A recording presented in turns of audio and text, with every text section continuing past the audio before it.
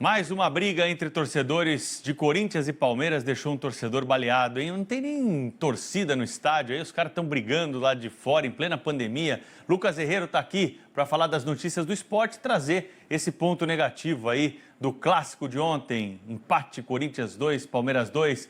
Hein, Lucas Herrero, bom dia. Tudo bem, Pedro? Muito bom dia a você, bom dia também a Patrícia e a todo mundo que acompanha a gente no Band News TV. Falando primeiro sobre a briga, né? Você citou que dentro dos estádios a gente não tem torcida e esse confronto, para colocar um ponto ainda pior, mais negativo ainda, é o fato de que esse confronto aconteceu na zona sul de São Paulo, no Jardim São Luís, e o jogo aconteceu em Itaquera, na zona leste, uma distância de mais de 40 quilômetros entre as duas regiões, né? Inclusive, a gente tem informação de que cerca de 500 pessoas participaram desse confronto de torcedores do Corinthians com torcedores do Palmeiras. Os torcedores levaram, nem pode ser chamado de torcedor, né? É mais vândalo mesmo, os briguentos, né? Que levaram madeira, levaram cacetete, arma, inclusive, como você bem disse, um foi baleado e ao todo 5 pessoas foram levadas para um hospital próximo à região ali onde aconteceu a briga, no Campo Limpo, Hospital Campo Limpo, na zona sul de São Paulo. E além de toda essa questão que envolve os 500 torcedores e todos os materiais que eles utilizaram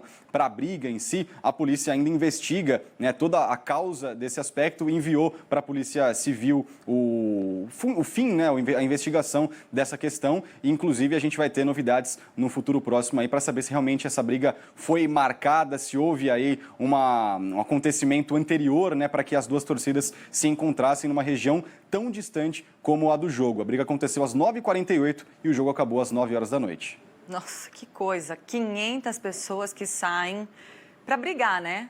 Se tiver comemoração, gol, aí é outra coisa, né? Mas ali o objetivo mesmo é a briga. Agora vamos falar do resultado dentro de campo, né, Herrero? Deu empate, né?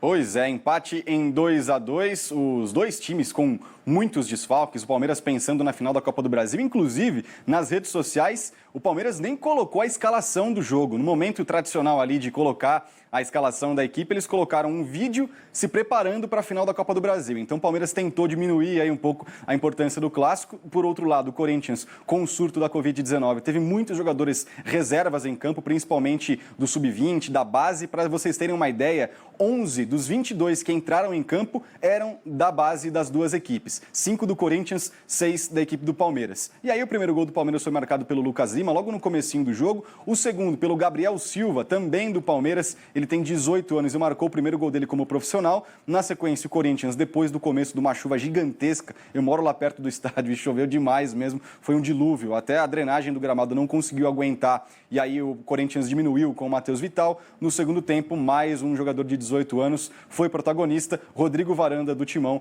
fez o segundo gol. 18 anos para ele, primeiro gol também no profissional. Então, no fim das contas, 2 para o Corinthians, 2 para o Palmeiras. Garotos protagonizando o derby, o primeiro dessa nova temporada.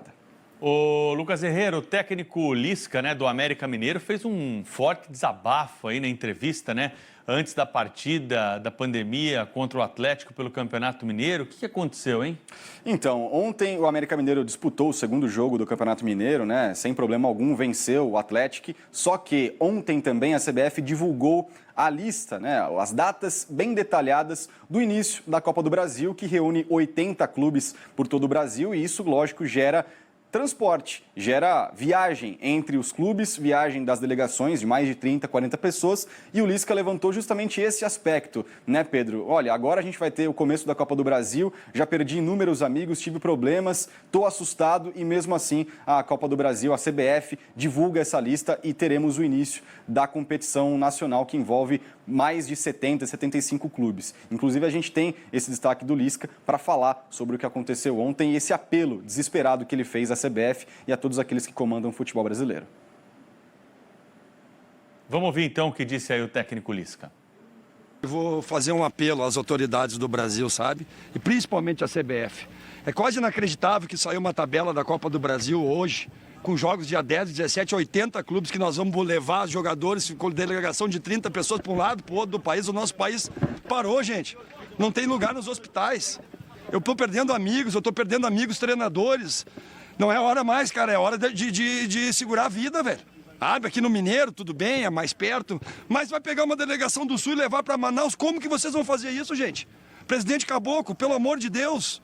Juninho Paulista, Tite, Kleber Xavier, as autoridades. Nós estamos apavorados. Forte, hein, Herrero? Bem forte. Inclusive, isso gerou repercussão logo na sequência. O técnico Renato Gaúcho, que comandou o Grêmio na vitória por 4-1 na partida do Campeonato Gaúcho, ele rebateu, na verdade nem rebateu, né? Ele repercutiu o que disse o técnico Lisca, disse que é bastante amigo do Lisca, que respeita a opinião dele, mas que, no fim das contas, o futebol é o local mais seguro para que os jogadores estejam atuando e, consequentemente, levem entretenimento para as pessoas que estão em casa. Então, o Renato colocou como peça principal do passatempo das pessoas durante a pandemia, os jogadores e também os treinadores, defendendo, então, a manutenção do futebol durante esse período de pandemia. Tá aí o Lucas Herrero, da Rádio Bandeirantes, falando sobre esportes conosco aqui no Manhã Band News, as notícias mais importantes dessa quinta-feira. Valeu, Herrero, até a próxima. Valeu, Pedro. Abração, Paty. Bom programa para vocês. Obrigada.